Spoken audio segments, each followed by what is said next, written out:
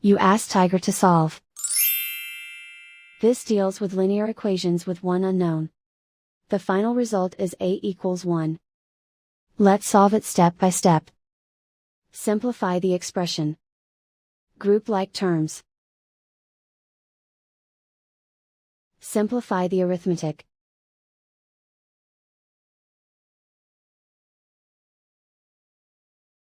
Group all constants on the right side of the equation. Subtract 3 from both sides. Simplify the arithmetic.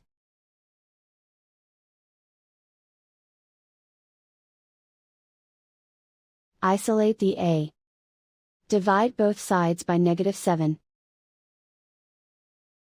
Cancel out the negatives. Simplify the fraction. Cancel out the negatives. Simplify the fraction. And so the final result is A equals 1.